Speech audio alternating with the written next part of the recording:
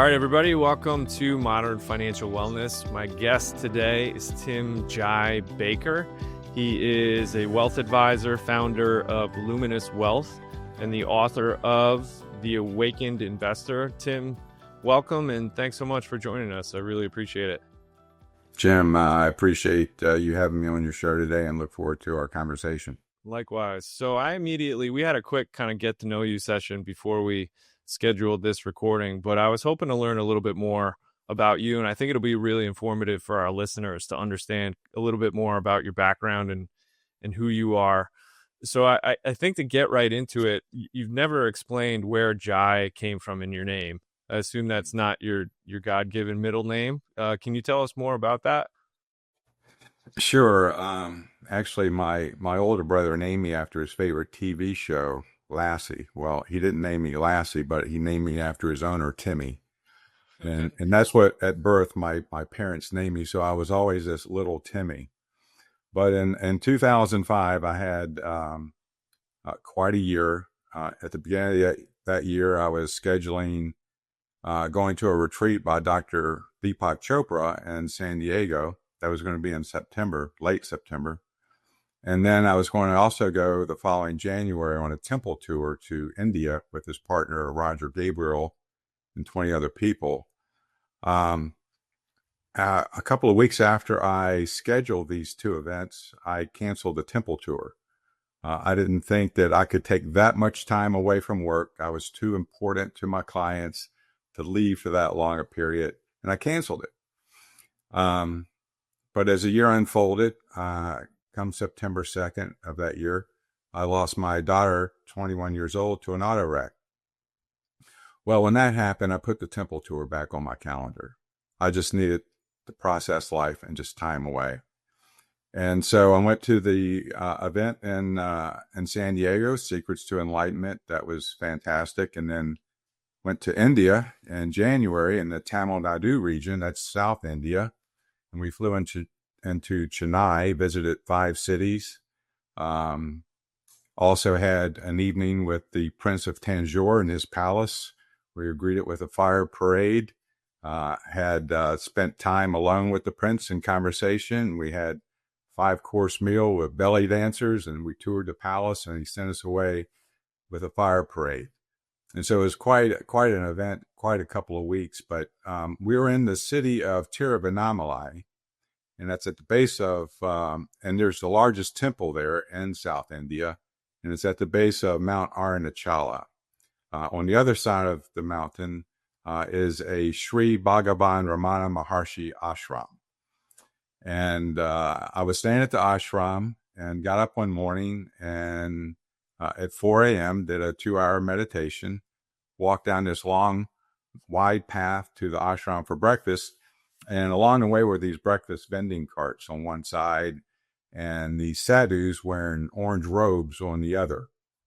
They renounced materialism. It could be a 46-year-old attorney with a wife and 6 kids, and he goes home one evening and says, I'm out of here after tomorrow. I'm just going to try to live on the land.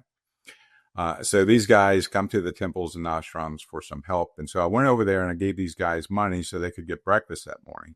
And then I went on down the path for mine. But as I did, this one little guy comes running up behind me. He came up to about my chin, had a bald head, big smile, and he put his hands in prayer position and says, thank you. I name you Jai. I said, Jai? He said, yeah, Jai in Hindu means victory. Today was my victory. You gave me food. And then he put this holy ash on my forehead. And then I spent about a day and a half with him in the ashram while I was there. Mm-hmm. So that's where Jai came from, and brings up a lot of great memories. So that's where Jai is. Yeah. So that must have been quite an amazing experience, having that personal tragedy and losing your daughter, and then, spending time, fulfilling those retreats that you had prior canceled. Yeah. Such a bittersweet experience, right? And one that will obviously never be replicated. It was the most experiential time in my life in those 2-week periods. Yeah, I bet. So for somebody that was going to schedule week-long retreats and temple tours and, capable of 2-hour meditations in the morning. You obviously had been practicing meditation for quite some time, I'd imagine, right? This is something that had been part of you and your journey for many, many years. Yeah, in 1997, it all started from me playing a round of golf. I was playing a round of golf, and I grew up playing. I went to University of South Carolina on a golf scholarship. I was a captain there and played pro for a year. But this was many years later. In 97, I was playing a round of golf, and on the 14th hole, I swung the club, and it felt like a knife went through my left shoulder. And I couldn't finish the round. I went home. I couldn't even put on a suit coat, much less go to the gym and do bench presses. And so I went to a physical therapist and went to Martina Navas-Trellone's personal trainer, and she did acupuncture, and that felt great, but it didn't heal the shoulder. And then I went to an orthopedic surgeon, and he put a foot-long needle on my shoulder and said, ice it down for the next 2 weeks, and if it's not better, we'll operate. Well, it wasn't better after 2 weeks, but I really wasn't excited about getting operated on. So I just had this dull pain in my shoulder for many months, and I iced it down every night. But I wasn't going to the gym. I couldn't put my suit coat on. And then I was reading a book by Dr. Chopra, and in the very back of it, he mentioned in 2 or 3 sentences this thing called meditation. Well, when you read one of his books, you can't just read one. You have to buy another one. And so I did. And the same thing with his second book. So I started going home in the evenings and just sitting on the hearth of my fireplace, closing my eyes and just looking at the back of my eyes. And I would just repeat silently to myself, "Thy will be done." Well, after doing this for some weeks, I got really intrigued in wanting to really learn how to do the meditation technique. And I found a teacher through Dr. Chopra in Bedford, Virginia. And I went there for a 3-day weekend, learned my mantra technique, and then went back home, and I would meditate in the morning for an hour and an hour in the afternoon. And on the third day of doing this at home, I was driving back, and I realized just by holding the steering wheel that my left shoulder, the pain there was gone. Oh, wow. And I go home, I'm putting on my suit coats, I'm doing push-ups, I'm going to the gym and working out again. It was gone, and I haven't had an issue with it since. I wasn't looking for meditation to do this. I was just curious about the technique and what meditation does. I wasn't looking to heal my shoulder, but it healed. And it healed because, the word meditation means what? To you, Jim, what does meditation mean? I would say that it means to sit in quiet reflection, kind of be with our mind and our thoughts, try to control those. Well, that's what we're doing, but really what we're being is sitting with our higher self. So the word meditation means to become familiar with. Familiar with what? The light that you've been incarnated into this body from. And when you sit in that light, you're bringing homeostasis and balance to all 60 trillion cells in your body. And that's how healing can take place. Now, there's many other benefits and attributes and qualities of meditation, but that is one of them. And so through the years, and so since 1997, I've continued that practice. I went back and deepened it in Wollongong, Australia with Dr. Chopra, learning the chakras and the meditation techniques and the sutras for each chakra through the body. And we would, in that retreat, we would meditate 2 hours in the morning, 2 hours in the afternoon, and recapitulation at nighttime before you go to bed. Can I jump in? And it Sure. may sound like a wild left turn for some people, but I think it'll make sense later in the conversation. Where were you at professionally at that time? What's going on in your career? Were you an advisor at that point, or what? In 97, where were you professionally? In August of 97, I left the Wall Street industry to form my own firm, T. Monnier Family Office. Got you. Okay. So, and so it was part of my transformation.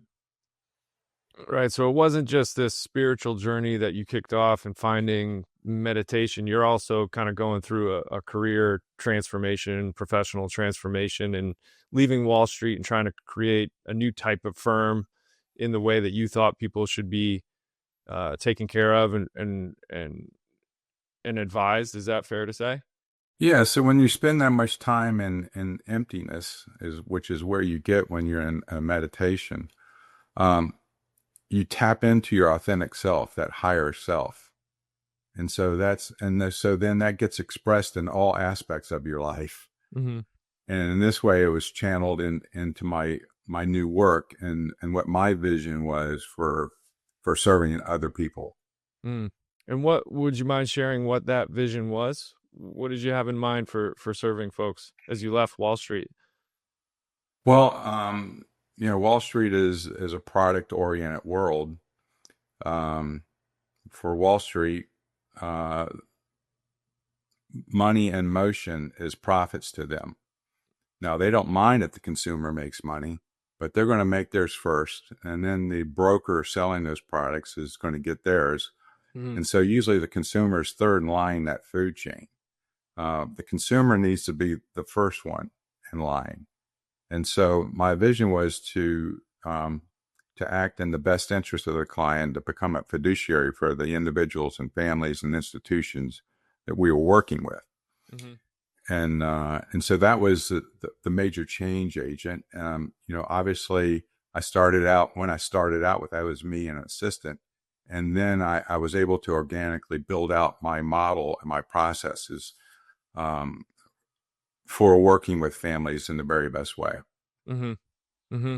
Could you explain fiduciary to folks that are listening? Because I get this question a lot as a financial planner, and I think it's a good one. Clients ask, am I a fiduciary? But I suspect that is one of the questions that they were told to ask and might not have like a real full understanding of exactly what that means. So that might be a good, clarification. Yeah. So it's actually a universal principle. So it's having the client's best interest at heart. It's placing the client's interest ahead of your interest. And it also reminds me of a time where a reporter asked Ramana Maharshi the question of, how do you treat others? And Ramana said, there are no others. So that's what a fiduciary is. You're treating that individual that's placing their trust into your guidance, and you have to act in their best interest. Right. And I think most people would assume that that's just the industry standard, but it's not, is it, in all cases? No, most of the industry, and I say most, 90%, only 10% of all the financial people that you walk into their offices, only 10% are fiduciaries, true fee-only planners or advisors, not fee-based. A lot of people can hear somebody will say, who are you? And a guy will say, well, or girl, I'm fee-based. And that person says, oh, well, you're the person I'm looking for. But no, they have to be fee-only. Fee-based means they can manage your assets for a fee, but they also have the ability to introduce other products and services that charge a commission. And so now, the client usually isn't even told that there is a commission or what the commission amount is. Mm. And many times they can't even see where the commission went on their statements. Mm-hmm. Because the insurance company has an interesting way of hiding these things. Yeah. And that's so, and so most of the industry is working under what's called a suitability rule. And that is, the product just has to be suitable for the client. It doesn't have to be the best product. The client has to be suitable enough so that if the product doesn't do well, they can afford to lose that money.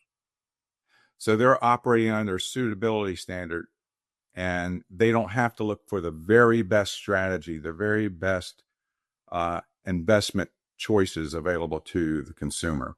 It just has to be suitable.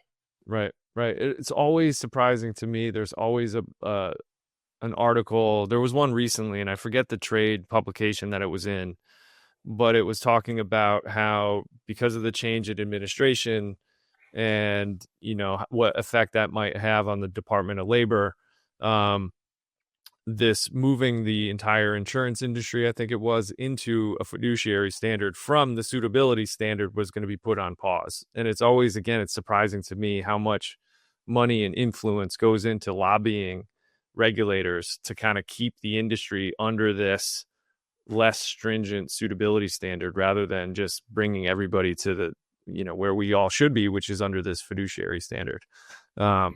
Not really a question there, just more of a rant on my own thoughts on the industry. No, I understand. It's that was actually started about 5 or 6 years ago, that movement where it was going to be required in order to manage retirement assets that a person needed to have to be a fiduciary, to have a Series 65, a fee-only method of managing those assets. And then the powers that be and Wall Street industry said that's going to put a lot of our guys out of business and the insurance industry. And so money got in the way of that good decision for the consumer. Right. You look at AIG. That's why AIG was the largest insurance company in the world and was going to go bankrupt.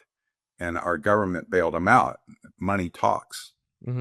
Yeah, it's unfortunate. And it's a good takeaway from this conversation from a consumer, somebody listening that's thinking about hiring a financial advisor. That's, more insight into what a fiduciary is, what it stands for, and why you really want to be looking for one if you're going to find a partner in the industry. So I'm curious if you would be willing to share a little bit more about the vision and the process, how you started to serve folks. And I guess when you think about holistic wealth management, what does that mean to you? Well, so through the years, I was using my client meetings as my laboratory to provide me the information I needed, that feedback loop between me and the client to enhance their wealth journey. And so through time, what I recognized was, I need to bring in accounting work alongside of what I'm doing with the wealth management and planning work. And so I brought in a CPA and I brought in another CPA because you can't have just one. Because we were mandating that our clients not only that we managed all of their assets, but that our CPA also was their CPA. Because to me in the wealth industry, the CPA, the attorney, and the wealth advisor planner need to be joined at the hip in November and December.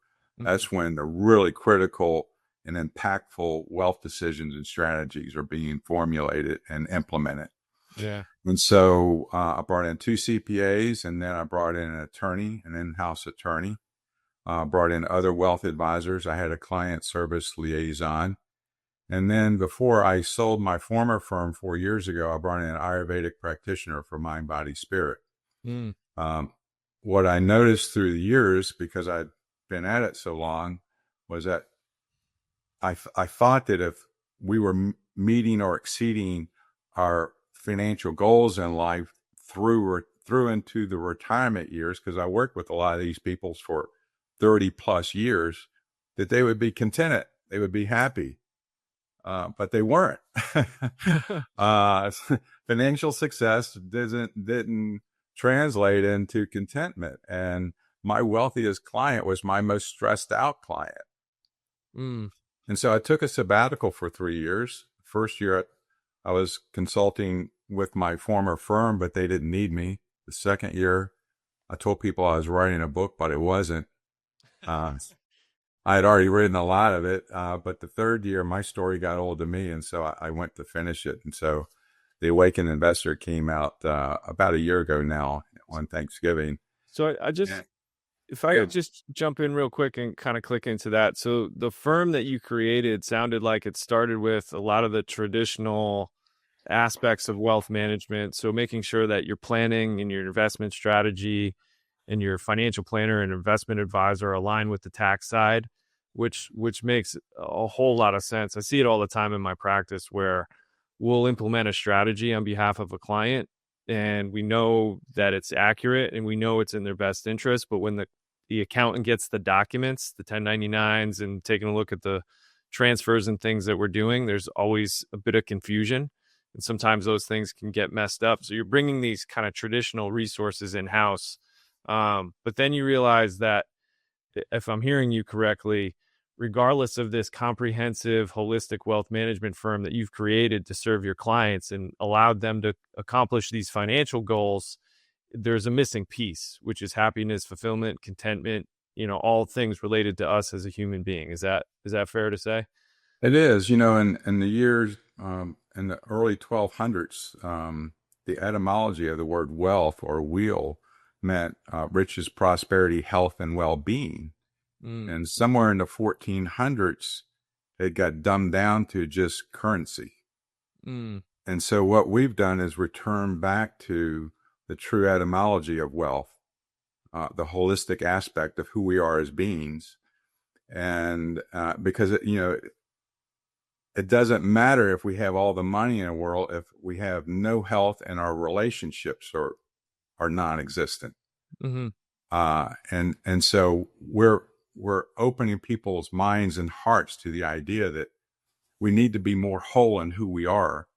And I actually have a theory, because with my new work, what I've done is married my almost 4 decades of evidence-based wealth management with the blue zone research and those cultures that have longevity and the highest quality of lives. And my theory is that actually, if people mastered those 7 of those 8 aspects, with finance piece being the one left out, if they mastered the other 7, the wealth piece would just fall into place. No one would worry about it, stress out over it, wonder if there's enough there or not. And we'll see how that goes, but that's my thesis. I love it, and I think you're probably onto something. Can you run through, doesn't have to be all 7, but what are some of those other areas that are focused on in the Blue Zone research that you think are important for folks to consider? So we're looking at our environment, home aesthetics, and so forth. We're looking at physical health, your diet, social interactions, relationships, self-care, mindfulness. And then, when you're sitting with yourself and you're in that daily practice of that, if you weren't spiritual before or religious before, you'll find that in your life to start showing up. Because, we're multidimensional beings, and all of these different aspects of our lives, our careers and relationships and health and so forth, they're interrelated. They all affect each other. Our health affects our finances. Our relationships affect our estate planning choices. Our mindfulness, our emotional intelligence affects our discerning decisions about every aspect of our life. And the spiritual component is infused at 100% level into all 8 aspects of our life. I mean, there is no difference between living this physical world and being spiritual. Right.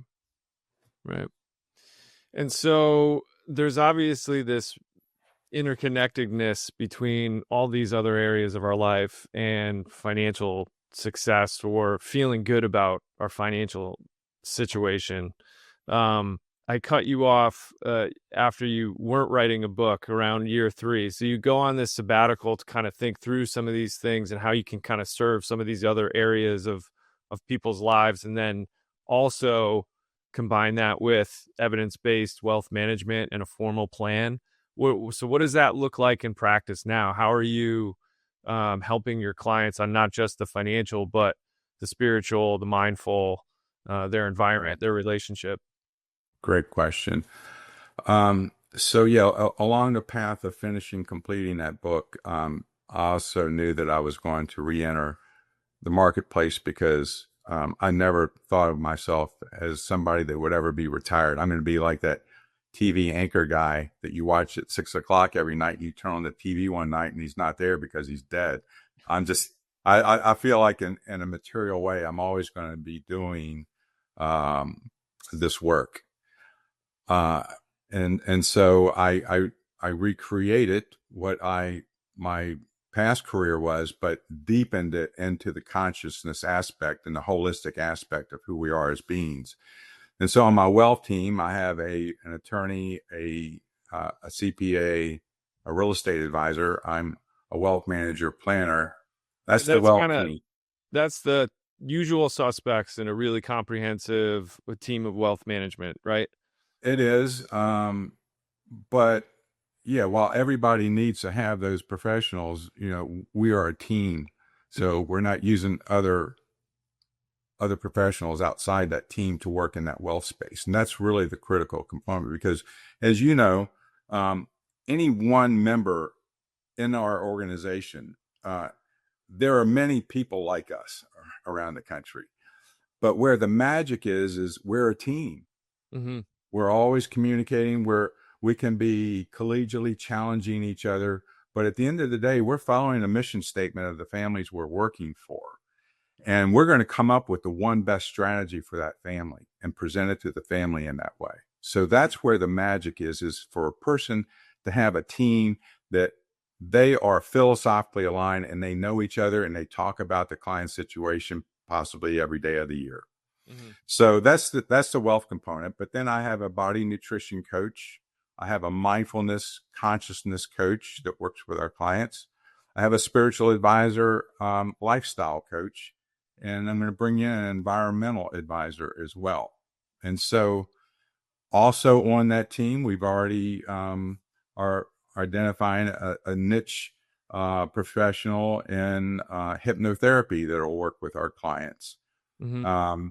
And so for me, it's about knowing thyself and then mastering our minds. When you master your mind, you master your health, you master your career, you master your relationships, you master your choices that you're making in life. And so that's the critical aspect of what we're doing. We start with knowing thyself, and then we work on mastering our mind, our thoughts. You're validating a lot of the thoughts that I have. So I have a professional friend. She's a financial coach. She's also a hypnotherapist, and we've been trying to figure out what is a partnership between her world and mine as a financial planner. What would that look like, and how could we incorporate both of what we do into a client relationship? And for those that hear the word hypnotherapy, it may have some kind of connotation or thought that comes to mind. Can we talk a little bit about mindset and beliefs a little bit? Because sure, for me, that's plays such a huge impact in how people relate to their financial situation. It's everything. Yeah. Tell me more about that. Why is it everything from your perspective, and how did the mindset play into personal finance and well-being? Well, I mean, whether you believe in reincarnation or not, doesn't matter. We all know that we have this DNA lineage that we come into mom's womb with. And then we're in mom's womb for 9 months, and we're taking on her chemistry, her emotions, what is going on in her world. And then for the first 7 years, we're operating, our mind is at a frequency of theta. Theta state of mind is a sponge for the environment and information that we receive for all of those 7 years. We can't say no to any of that information. Whatever information comes in, we see it as truth and how the world is supposed to work. And then when we get to age 7, we form this beta mind. And the beta mind is what you and I are operating at right now. It's low, mid, and high. And I can say something and you can say, no, that's not true. Mm-hmm. But before age 7, you can't do that. And so we're programmed. We're programmed with everybody else's desires and limitations that came before us and the environmental experiences that we have. That's why it's so critical for parents to take that job on as being a parent, because that's a sacred time in developing the human conditioning that's going to live the rest of their life like that. And if a person lives the rest of their life like that and they don't change things, I call that a life that's been fated to them, one that they didn't choose. But if we can wake up at some point in our life, usually it's created by a pain event. It doesn't have to be. But if we can wake up to that and say, there's something a little more authentic in here in me. I'm doing things because my relatives said I needed to be this way or do this thing or go to that college or or get married or whatever. And that's not my true self. If you can start waking up to that, we can actually deprogram ourselves from that conditioning and reprogram into the light and the authenticity that we want to experience in life. Now you're living your life and destiny, one that you've chosen. Right. And it's always surprising to me. It shouldn't be, as I've explored some of these concepts and learned a lot more over the years. I'm familiar with this idea that we're extremely impressionable from the time we're in the womb until we're 7 or 8 years old. We're programming our subconscious mind. But when I sit with clients and we start to explore what it is they're trying to accomplish financially, what's important to them, what's meaningful to them, what they always start with is kind of a usual suspect of lists of goals, right? And as we go deeper and deeper, we find out that these are other people's goals. These are, things that they assume that they're supposed to do because that's what maybe they were exposed to as a child, right? I was just working with a client not too long ago. She's my age. She has 2 little kids, and we started having this conversation about what she wanted to accomplish. And on the list was not being a burden to her children, which is something that is meaningful to a lot of people. And I'm not trying to downplay the significance of that goal. But when I asked her a little bit further, she admitted that just came from what her parents said, right? Parents talked about not being a burden on them. So she's inherited that. And now that's one of her financial priorities when she hadn't really given it much thought, right? Yeah, she's just revealing her programming. Those are money scripts that she grew up with, and we all have them. And that's one of the exercises we do in working with clients. We develop a family genogram, and in doing so, we collect those money scripts that we've learned, and then we find out what money scripts they're handing down to their kids. Right.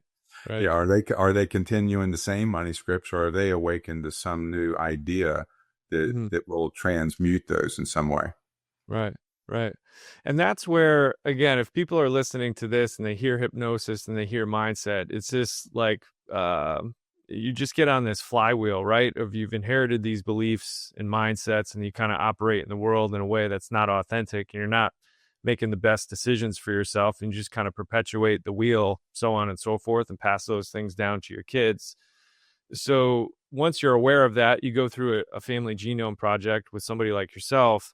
Hypnosis, breath work, meditation, these are tools that you can kind of build into your day-to-day to reprogram your mind now that you're more aware, right? So it's like figuring out who you are, having that awareness, and then what are the tools we can bring to the table to actually change our mind and change our reprogramming. And hypnotherapy, meditation, these are some of the modalities that can help us get there. Is that like exactly? And it's usually best done if you're going to embark on this change in your life, if you're wanting to have a different reality in your life, if you're going to do that, you have to become a different personality. You can't be the same person and expect a different reality before you. Right. So you have to become you have to reprogram yourself and become the authentic person that your heart is desiring to be. Yeah. Actually, hypnotherapists have the wrong name. They're actually de-hypnotherapists, because we've already been hypnotized in this 7 years of programming. And so what we're doing is we're de-hypnotizing ourselves. Right. And then programming ourselves into our authentic self. You're not even programming. You're following your heart. You're not even thinking with your mind. Your heart leads that. And then you experience the world in that expression. Yeah, that's fantastic. So again, you've got this cohesive team of professionals within the kind of the traditional wealth management space, and you're adding these additional resources in these other areas to kind of combine the two, right? And help people kind of go forward. Kind of maybe a good segue into the book. I think we've touched on a lot of this and what you describe in the book already, but I wanted to just touch base a little bit about this idea that whether it's a financial journey or a spiritual journey, it's a lifetime of work, right? This isn't things that you can kind of incorporate and, sit on the pillow once and reach enlightenment, right? You're going to have to do some work to move yourself forward. Yes, I found out the hard way. Enlightenment is not a destination; it's a journey. Mm, mm, Just when you think you become enlightened, something else is going to come and hit you as a trigger.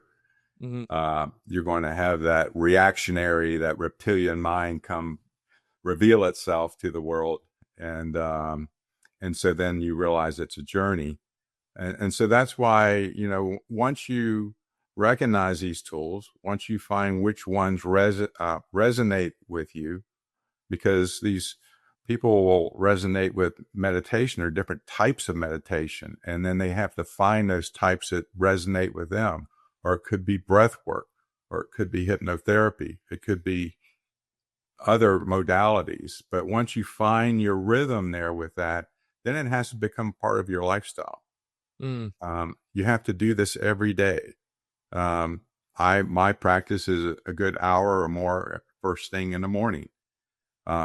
Sometimes I also incorporate that into an evening practice of meditation, but it has to be a daily practice, because, I talk to a lot of people after I come from these retreats, and people are different stages of their life of starting to be either introduced to meditation or incorporate it in their life. And a lot of people will say, well, this just isn't working. And then I'll usually ask them, well, how often is your meditation practice? They say, well, I do it every weekend. And it's just like people going to church 3 days a week or 3 hours a week or whatever their routine is. And what I say is, you may not know anything about golf, but you probably know the name Tiger Woods. If Tiger Woods grew up playing weekend golf, we would not know who Tiger Woods is. mm-hmm. He dedicated his life to that game, and he practiced it every day. That's why he became so great at it. And that's what we have to do with this type of practice. I mean, you're going to not brush your teeth every day? Yeah. I was curious about your practice right now, meaning your firm and these resources that you've created as a team. Do you have things that you feel strongly enough that all of your clients should go through, like the Genome Project, to try to get a history, and then kind of just try to guide them to some of these resources and see what's going to work for them? Or Yeah. is it kind of a standardized process? Well, no, you have to meet people where they are. Everybody is at a different stage of life when it comes to this aspect of spirituality and mindfulness. So you have to meet them where they are. We show them the roadmap for what's in front of them, what can be possible for them, but we're not going to force them to be in all of those spaces. Mm-hmm. But they can always see where they have the possibility to go to. They can see that I can start working on my mindfulness.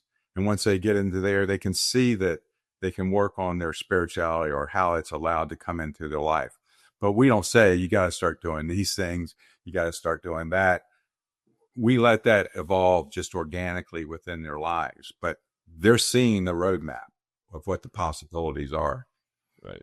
Right. And so what the first thing that I do with everyone that I meet is I actually suggest them to go to our website and take a human archetype assessment. This is an assessment that helps a person to know thyself. To know thyself is to know all of reality, because what reality is, in my definition, is eternity.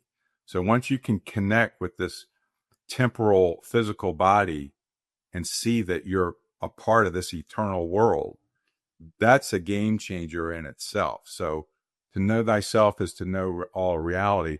But a second layer to that is to know thyself, the self that was programmed. Mm. And so this human archetype assessment will reveal the persona of who you are in a broad way of how you are programmed. It's also going to reveal things like what your strengths are that's serving you well and the patterns of your life. And it's also going to reveal your biases, those things that we can't see, those repeating patterns of information that we're experiencing in our life that aren't serving us. And that's why they're called biases. They're blind spots. We can't see that we're the one causing that. I mean, the reason is because we are so much of that behavior. Fire doesn't know itself to be hot. Water doesn't know itself to be wet. So when we're having these behavior patterns and we don't see it, that's why we're so much of that. Yeah, and I thought it was interesting in the book. I think you did a good job of describing some of these biases and making people aware of maybe why they feel the way that they do, or maybe why they're loss averse, right? But it's not enough to just be aware, right? You have to actually take steps to change, right? So it's exactly. Yeah. And in our field, Richard Thaler, he won the Nobel Prize for behavioral economics.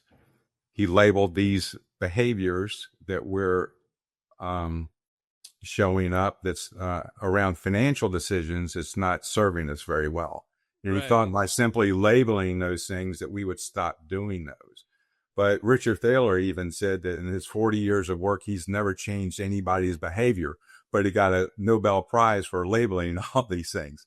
But what he did say was he felt like he could then nudge people into becoming aware of those and that will then make them want to make a change.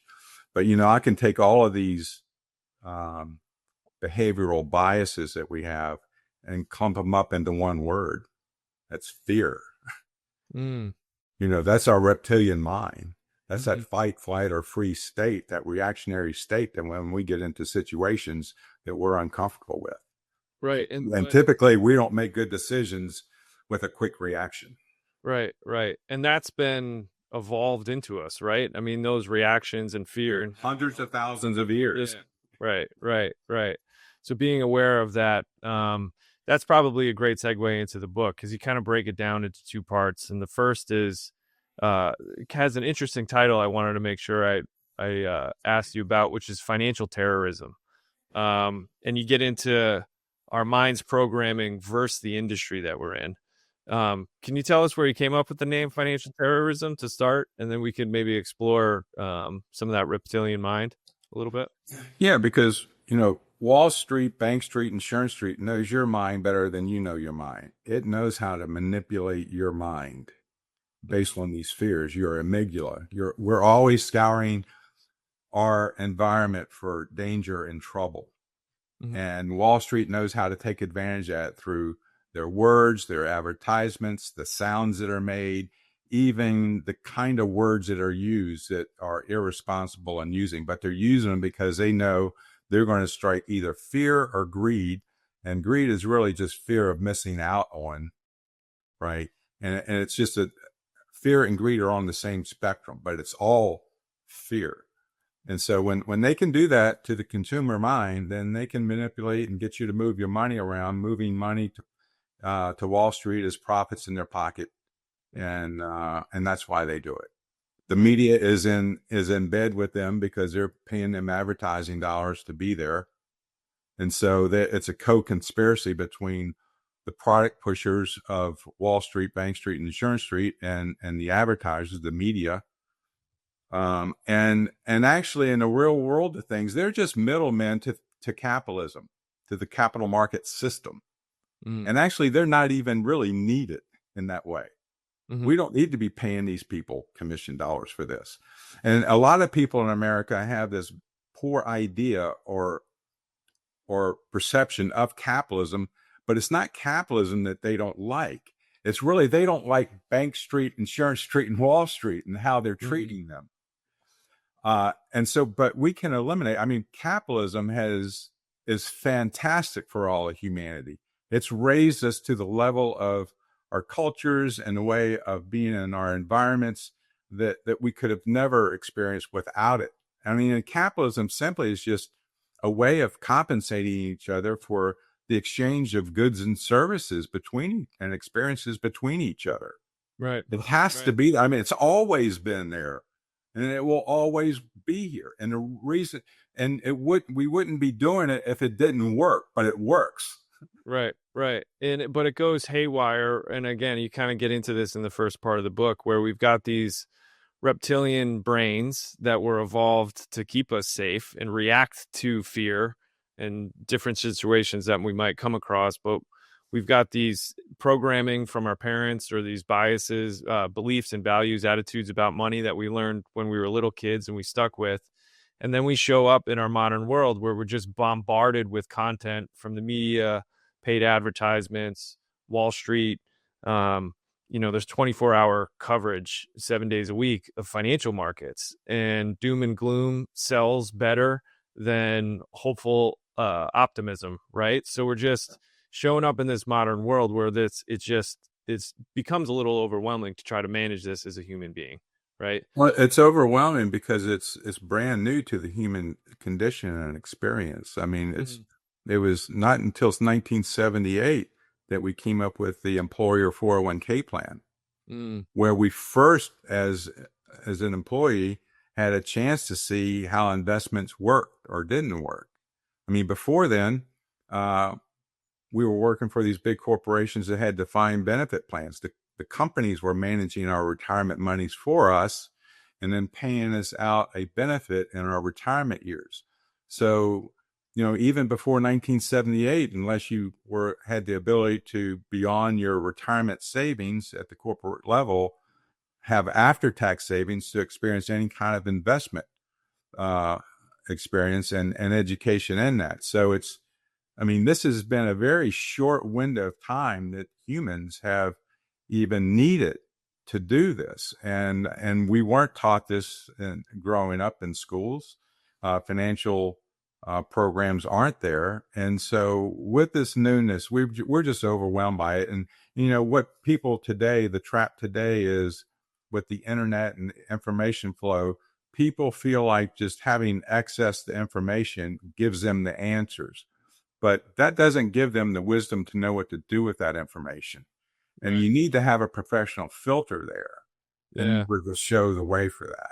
We talked about Richard Thaler earlier, and I highlighted the quote that you shared about not changing anybody's mind. We actually have a quote on our website, our corporate site, from Thaler that says, the people aren't dumb, the world is hard, right? And I think of that right now as we're kind of talking about what we're all dealing with. And why I encourage people to pick up the book to learn more about some of what we're talking about. But you do then transition into the second part of the book, which is all about awareness, right? Being aware of who we are. You just mentioned finding an advisor, finding a guide, thinking about the hallmarks of holistic planning and some of the resources that you need, and combining that with an evidence-based financial plan. Can you talk just high level real quick about, once we realize the world we're living in and that we do need help and we need to explore some of those things, how do you combine evidence-based planning with a more holistic approach to some of these other areas in our lives? So it's first to know thyself. You have to work on the mind. You have to build a foundation first. You can't start on the 7th floor of a 10-story building, building this life that you want to have in this wealth journey.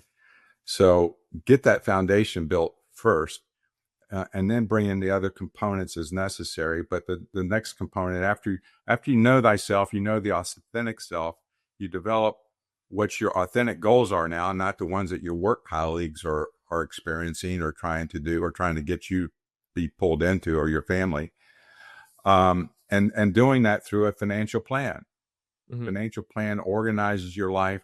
It gives you clarity about what the possibilities are, and it's a roadmap, and it's flexible. And you don't do that one time. Just like you don't meditate one time a week, you don't do a one-time financial plan and then think you've got it done. You have to do this. You have to update it every year. And in fact, you ought to have access to seeing how it's performing throughout the year. But you don't have to go check the pulse every day. So it's developing that financial plan. And then once you implement that, then you're bringing in the what I call the consciousness team that also knows what your authentic self and goals are, and supporting you in that, making sure that, one, to provide guidance, but then accountability along the way, checking back in. I mean, that's why you have a financial advisor for a lifetime, not one time, because we never know when we're going to get triggered again. Right. Just like in other aspects of real life, you just think you're enlightened, and then you get triggered and go, oh, damn, Right. when you do that with your financial resources, you can ruin things. And so you need that guidepost, you need that accountability, you need that support. And we're just here to serve. Right, right. I think that's a great way to wrap up. I have so many more questions and rabbit holes we could probably go down, but I want to be really conscious of your time. So a couple last questions as we wind down. We've mentioned Deepak Chopra. We mentioned Richard Thaler. The book Nudge is a good one to check out if you're into financial biases.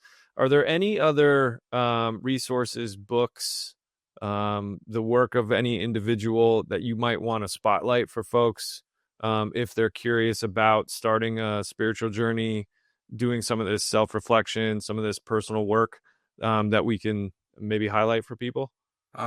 Actually, what's really friendly to the Western mind and the way of meditation, and he's transitioned from even the languaging of meditation in the terms of chakras to energy centers. So he's making it more Western minded friendly, is a Dr. Joe Dispenza. He's doing a great body of work. He has week-long retreats where there's 3,000 people coming to his retreats. And it's a beautiful experience to have. I know in Spain right now, he's doing a 3-day retreat, and there's 9,000 people going to be at his retreat. So absorbing some of this information, and he has an amazing life story as well. Spiritual Economics by Butterworth is a great book, a foundational book that blends in spirituality with wealth management.